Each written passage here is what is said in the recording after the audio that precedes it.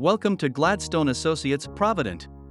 We are excited to bring you our weekly report with the latest news and updates in the financial world. In this video, we will share relevant information about the global market, investment strategies, and other topics of interest to our clients and followers around the world. We started with good signs of positive inflation and economic growth in the US, which have supported the stock market rally since the end of May. The S&P 500 posted its best daily winning streak since November 2021 and its best weekly performance since late March. While the market remains bullish, there has been a slight slowdown in recent advances, especially in growth stocks and large companies. However, this has not affected the overall market trend. In addition, we would like to point out that next Monday, the market will be closed for the Juneteenth holiday, so there will be no trading on that day. U.S. consumer inflation was highlighted the previous week by a significant decline. According to the Labor Department, the Consumer Price Index rose by 4.0% YoY, the lowest level since late 2021, but still above the Federal Reserve's target. On the other hand, there was also a 0.3% fall in producer prices in May, due to a contraction in the manufacturing sector and lower food and gasoline prices.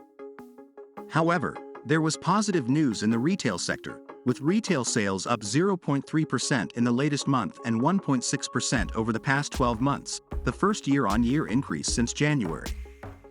Excluding the volatile automobile and gasoline segments, sales rose 0.4% in May. In addition, the University of Michigan's Consumer Confidence Index beat expectations and reached its highest level in 4 months. We now turn our attention to fixed income markets and their response to the Fed's recent decision. Despite the announcement, markets have been largely flat, with no significant movements in issuance or credit spreads across most sectors. Activity has been limited due to the upcoming holiday weekend. However, an active secondary market was observed in bank lending, with continued demand for discounted loans. Some investors have taken advantage of recent positive results to take profits.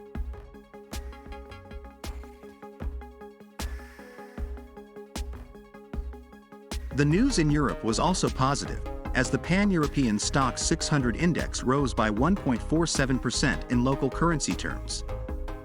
This followed the Federal Reserve's decision not to raise interest rates this month. In addition, possible hikes in China boosted European stock markets. Major European stock indices also recorded significant gains.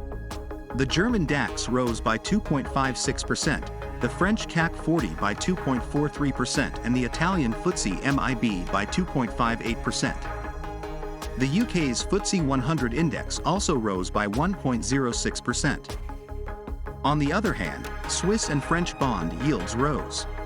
In addition, UK short-term bond yields rose to their highest level since 2008, as data showed a stronger than expected rise in wages in April.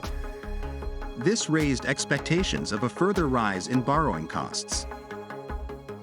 In line with expectations, the European Central Bank, ECB, raised its policy rate by a quarter point to 3.5%, the highest level in more than 2 decades. ECB President Christine Lagarde indicated that there is still some way to go and further tightening is likely in July unless there are significant changes in the economic outlook. In addition, the ECB revised upwards its 3-year headline and core inflation forecasts, supporting the case for tighter monetary policy. On the other hand, the central bank lowered its estimates for economic growth. To reduce its balance sheet, the ECB confirmed that it will stop reinvesting the proceeds from its asset purchase program from July. The UK economy experienced a rebound in growth, supported by strong employment data, reinforcing expectations that the Bank of England, BOE, will continue to raise interest rates in July. With April's figures, the economy recorded sequential growth of 0.2%, following a contraction of 0.3% in March.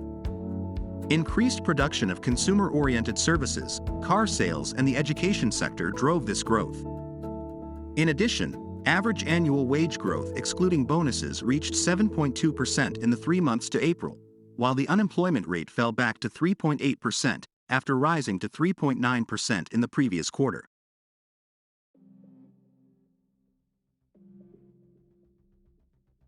In China, stocks rose after the central bank cut several interest rates, raising hopes of further stimulus for industries that are slowing amid the post-pandemic recovery. The Shanghai Stock Exchange Index rose 1.3%, while the benchmark CSI 300 index rose 3.3%. In Hong Kong, the benchmark Hang Seng Index rose 3.35%. The People's Bank of China, PBOC, cut the interest rate on its medium-term lending facility by 10 basis points to 2.65%. It was the first reduction since August last year and widely expected, especially after the PBOC unexpectedly cut the 7-day reverse repurchase rate, a short-term benchmark, earlier in the week. In addition, the central bank injected 237 billion yuan into the banking system to bolster liquidity, topping 200 billion yuan in overdue loans.